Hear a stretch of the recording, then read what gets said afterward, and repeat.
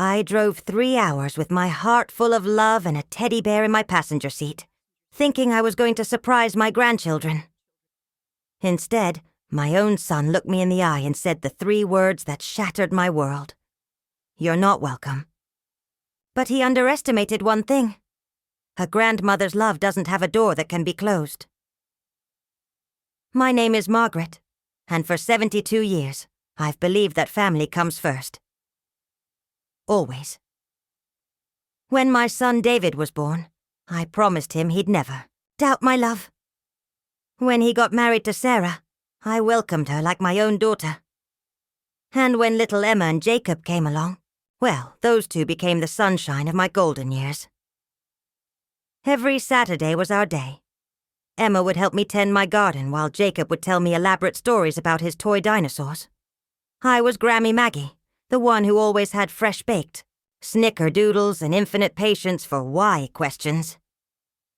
I remember the first time Emma called me Grammy. She was barely 2, standing in my kitchen in her little pink overalls, flour smudged on her nose from helping me make cookies. "Grammy Cookie!" she squealed, and my heart just melted. David laughed and said, "Well, I guess that's your name now, Mom. And Jacob." That boy could talk my ear off about dinosaurs from the moment he learned to string sentences together. "Grammy, did you know the Tyrannosaurus Rex had teeth as big as bananas?"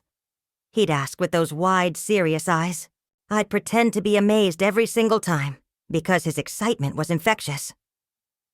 I was there for their first steps, first words, first days of school. When Emma had nightmares, she'd ask to sleep in Grammy's magic bed, because I told her it. Had special powers to keep bad dreams away. When Jacob broke his arm at age 5, I was the one who sat with him in the emergency room, singing silly songs to distract him from the pain, while David and Sarah handled the paperwork. Those children weren't just my grandchildren. They were my purpose, my joy, my reason for getting up every morning. I'd already bought Emma's birthday present 3 months early. A jewelry box that played Twinkle, Twinkle, Little Star, just like the one I'd given David's sister years ago. Jacob's Christmas gift was wrapped and hidden in my closet. A complete set of dinosaur encyclopedias I'd found at an estate sale. But something changed after David's promotion last year. The visits became less frequent. Phone calls grew shorter. Sarah's smiles seemed forced when I'd show up. I told myself it was just the stress of their new life, their bigger house in the suburbs, David's demanding new position as regional manager. There were small signs I should have noticed. The way Sarah would glance at her watch during our visits. How David would suddenly remember urgent errands when I'd stayed longer than an hour. The polite but distant way they'd thank me for gifts that once would have sparked enthusiastic hugs. Last Christmas was different too.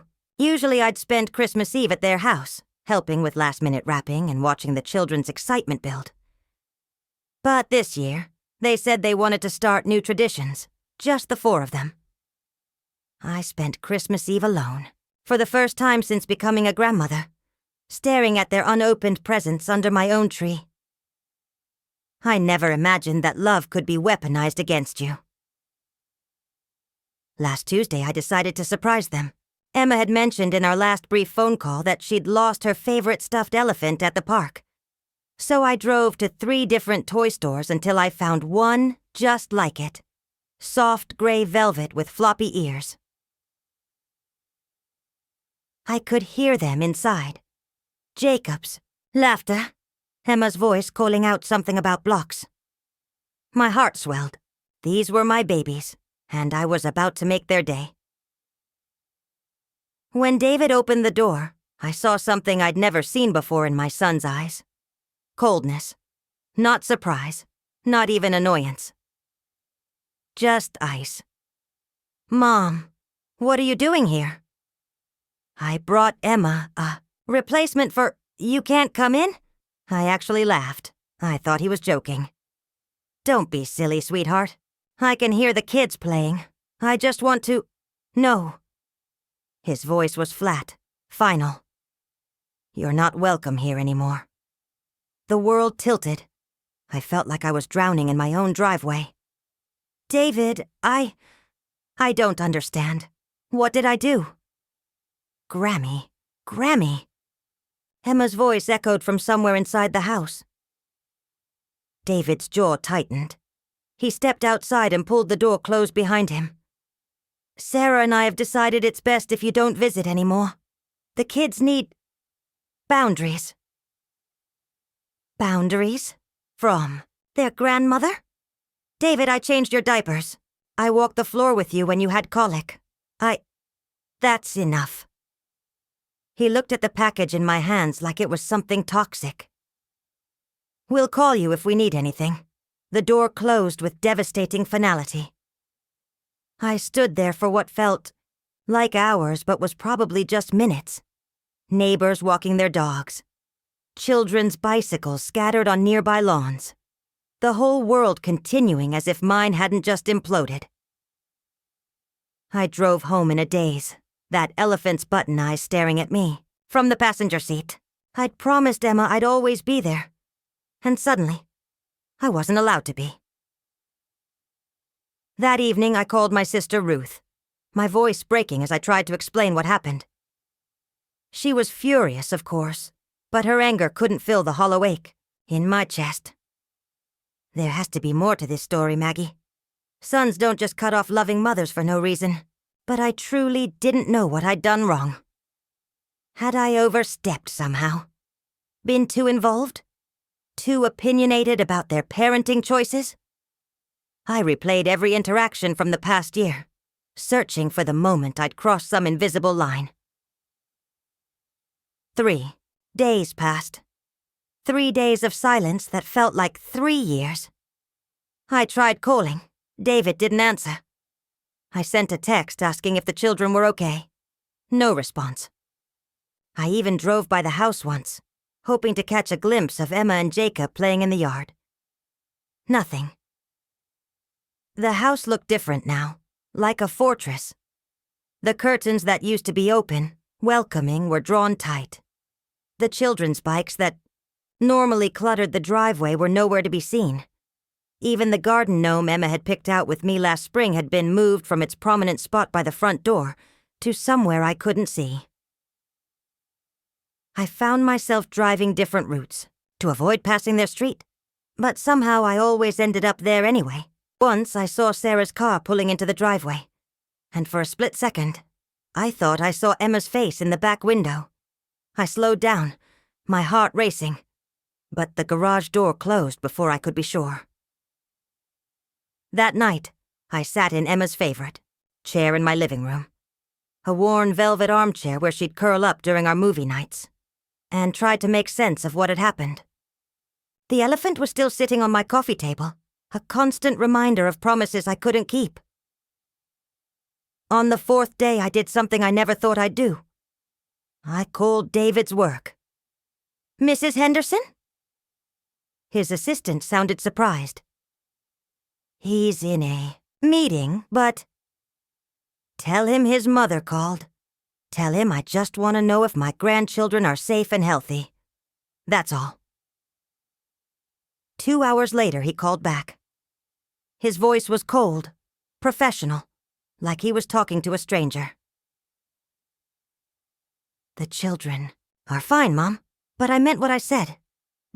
Whatever this is you're doing, it needs to stop." "What am I doing, David? Loving my grandchildren? Wanting to be part of their lives?" "You're being manipulative. This guilt trip, calling my office. Guilt trip!" My voice cracked. "I haven't seen my grandchildren in a week. I don't know if they're asking about me, if they think I've abandoned them. Emma was supposed to start soccer this weekend. Jacob had a dentist appointment on Thursday. These are things grandmothers are supposed to know. They'll be fine. Children are resilient. That word, resilient, hit me like a slap, as if my love was something they needed to recover from. "David, please, just tell me what I did wrong. I'll fix it." Whatever it is, I'll change. It's not about fixing anything, Mom. It's about boundaries. Sarah and I need space to raise our children our way. But I never interfered with your parenting. I followed your rules about bedtime, about screen time. You undermined us constantly. The candy before dinner, letting Jacob climb trees when we told him no, buying gifts that were too expensive. Those were normal grandmother things. If you just talked to me. We shouldn't have to manage our mother like a child, Mom. You should have respected our wishes without being told. The line went quiet. I could hear him breathing. And for a moment, I hoped he might soften, might remember that I was his mother who had loved him unconditionally for 45 years. Instead, he said, "I have to go. Please don't call my office again." The dial tone echoed in my empty house. That night, I couldn't sleep. I found myself in Emma's favorite chair in my living room, surrounded by photo albums. Pictures of birthday parties, Christmas mornings, summer afternoons in my garden. 7 years of memories that apparently meant nothing to my son.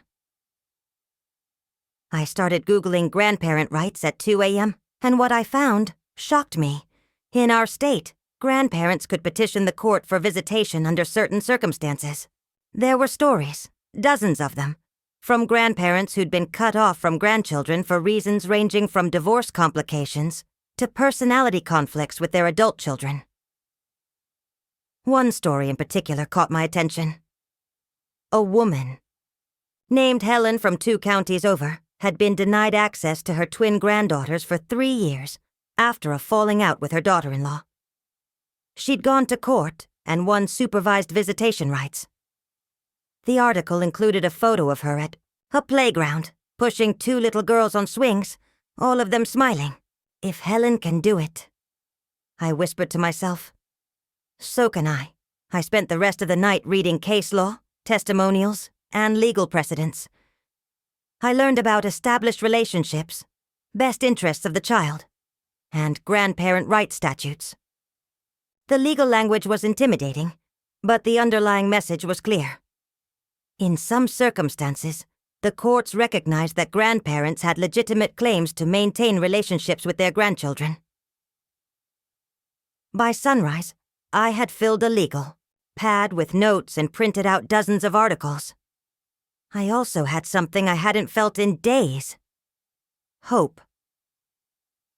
The next morning, I called Patricia Wolfe, a family law attorney whose website spoke directly to situations like mine. Her receptionist was kind, but warned me that Ms. Wolfe was booked solid for the next 2 weeks. "Please," I said, my voice cracking slightly. "I haven't seen my grandchildren in over a week. I don't know if they think I've abandoned them." There was a pause. "Let me see what I can do. Can you be here at 4 p.m. today?" Patricia's office was nothing like the intimidating law firms you see on television.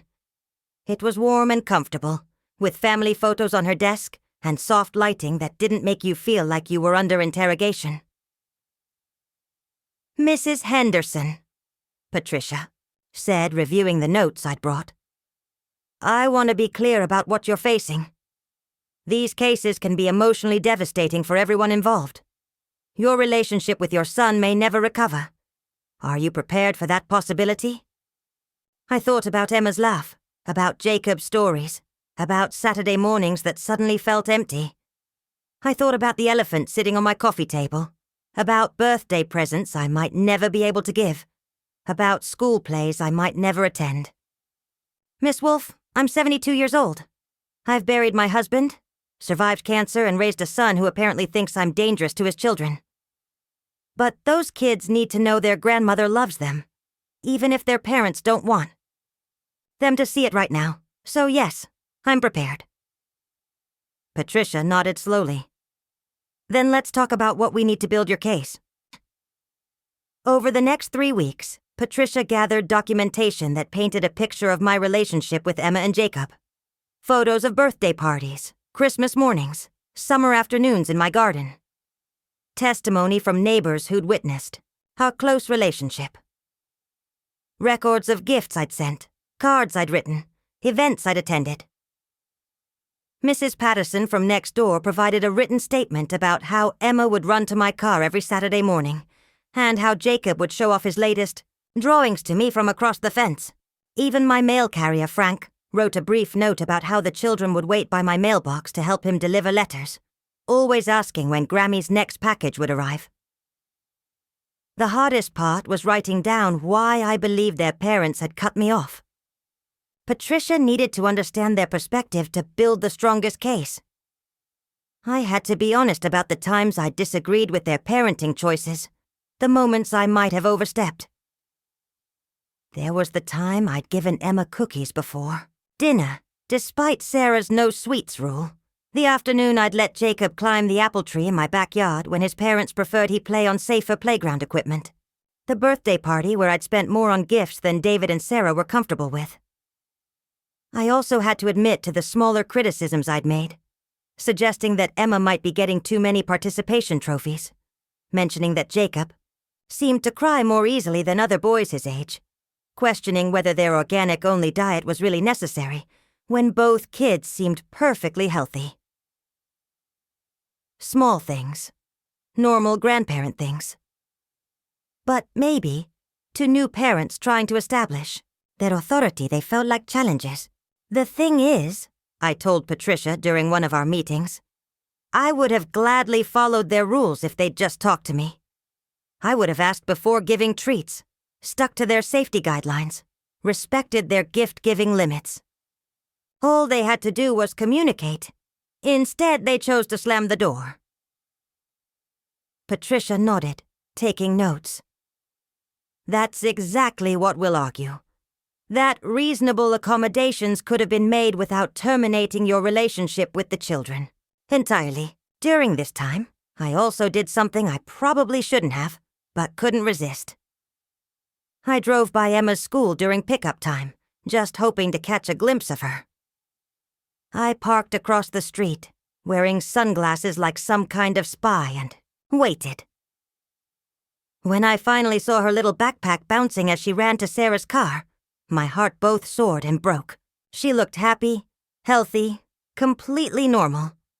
But she also looked like she'd grown an inch in the 3 weeks since I'd last seen her. I wondered if she still asked about me, if she wondered why Grammy had stopped coming around, if she missed our Saturday garden adventures. The not knowing was almost worse than the separation itself. David was shocked when he received the court papers. He called me for the first time in a month, his voice a mixture of anger and disbelief. "Mom, you sued us? You actually took us to court?" "I petitioned for my right to see my grandchildren, yes. David, I tried to talk to you. I tried to understand." "This is insane. Sarah's going to what? Keep punishing me for something I still don't understand? Those children love me, David. And I love them. That doesn't just disappear because you decide it should. You're tearing this family apart." His words hung in the air between us. Finally, I found my voice. "No, son. You did that when you slammed the door in my face without explanation. I'm trying to put it back together." The mediation was scheduled for 3 weeks later. Those were the longest 3 weeks of my life. I imagined every possible outcome, from complete victory to total defeat.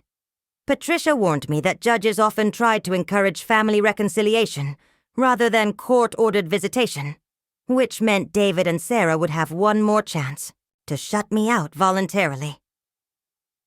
The night before mediation, Ruth came to stay with me. She found me sitting at my kitchen table, staring at a legal pad where I'd been trying to write down what I wanted to say. "What if they hate me even more after this?" I asked her. "Maggie, they already cut you off. How much worse can it get?" She was right. I had nothing left to lose except the legal fees. The mediation room was sterile and cold. David and Sarah sat on one side of the table with their attorney, while Patricia and I sat on the other. The mediator, a kind-faced woman named Mrs. Chen, explained the process and asked each side to present their position. Sarah finally revealed her grievances. She felt I'd been critical of their parenting, too involved in discipline decisions, too old-fashioned in my approach to child-rearing. She mentioned specific incidents I barely remembered. The time I'd suggested Emma might be getting too many participation trophies. The afternoon I'd told Jacob that boys don't cry when he'd scraped his knee. Some of it was fair criticism, I'll admit. I came from a different generation, and I hadn't always been sensitive to their more modern parenting approach. But none of it warranted cutting me off entirely from my grandchildren. I'm willing to respect your boundaries, I told them, my voice steadier than I felt. I'm willing to adjust my approach, follow your rules, support your decisions. But I won't agree to disappear from those children's lives. They deserve to know their grandmother, and I deserve the chance to love them. David looked uncomfortable, shifting in his seat. For the first time since this whole ordeal began, I saw a crack in his armor. The kids have been asking about you, he admitted quietly. Emma wanted to know why you didn't come to her school play last week. Sarah shot him a warning look, but he continued. Jacob drew you a picture of a dinosaur. He wanted to mail it to you, but we said maybe later. Mrs. Chen leaned forward. It sounds like the children are missing their grandmother. Perhaps we can find a way to maintain that relationship while respecting the parents' concerns about boundaries. We spent the next 4 hours hammering out an agreement. Supervised visits twice a month at a neutral location, the local park or library. Clear guidelines about my role and their expectations. No undermining their parenting decisions. No gifts without prior approval. No discussing family conflicts in front of the children. It wasn't the unlimited access I'd once had, but it was a door reopening. The first supervised visit was awkward. Emma was confused about why we were meeting in a park instead of at home, why a social worker was watching us play. But when she hugged me and whispered, "I missed you, Grammy," I knew every legal fee had been worth it. Jacob showed me his dinosaur collection, which had grown considerably since I'd last seen him. He explained the difference between a Triceratops and a Styracosaurus with the same passion he'd always had. Some things, thankfully, hadn't changed. Over the following months, the supervised visits became more natural. The social worker began staying further away, giving us more privacy. Emma started bringing me drawings from school. Jacob resumed his elaborate storytelling sessions. The relationship with David and Sarah remained strained. We were polite, careful around each other during pickup and drop-off times, but gradually I began to see small signs of thaw. Sarah actually smiled when Emma ran to show me a loose tooth. David lingered for a few minutes of small talk instead of immediately leaving. 6 months after our first court-ordered visit, Patricia called with unexpected news. They want to modify the agreement, she said. David and Sarah are requesting unsupervised visits, and they're asking if you'd be interested in occasionally having the children overnight again. I sat down hard in my kitchen chair, the same chair where I'd researched grandparent rights all those months ago. What changed their minds?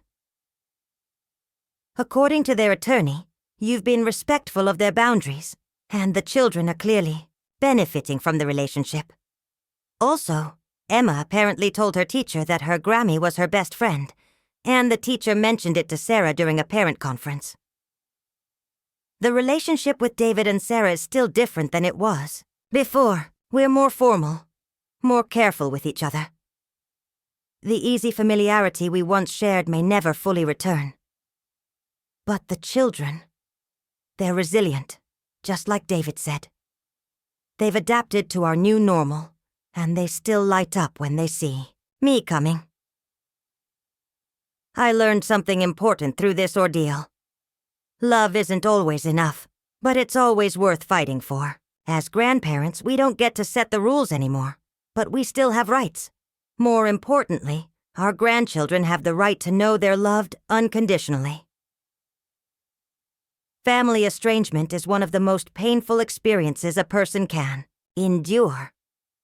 But if you're watching this and you're going through something similar, please know, you're not alone. You're not powerless. And love, real, persistent, patient love, has a way of finding cracks in even the highest walls. Sometimes the people who hurt us most are the ones we love most. But that doesn't mean we stop loving. It means we love smarter, love with boundaries, love with legal protection if necessary.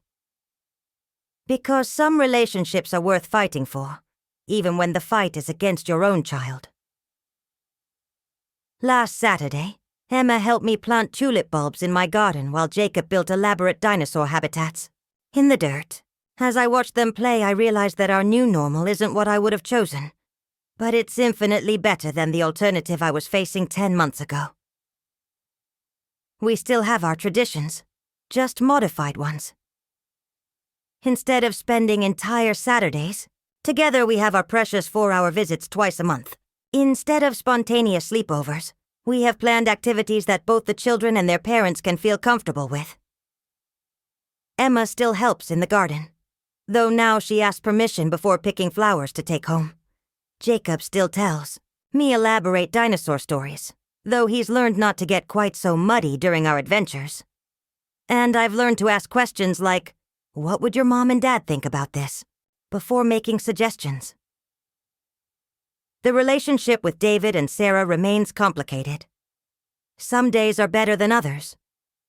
Sarah actually complimented my new approach to gift-giving last month, asking permission before buying anything over $20. David occasionally stays for a few minutes of small talk instead of immediately leaving after drop-off. But there are still moments of tension. When Emma scraped her knee during one of our visits and instinctively ran to me for comfort, I saw Sarah's jaw tighten. When Jacob mentioned that he wished Grammy could come to his school play, David's expression grew cold. The healing process is slow, and some wounds may never fully close. Still, I've learned that love isn't always about getting what you want. Sometimes it's about fighting for what's right, even when the fight costs you more than you imagined. My legal fees totaled nearly $8,000, money I'd been saving for home repairs. My relationship with my son will probably never be the same. Some family members think I should have just walked away quietly.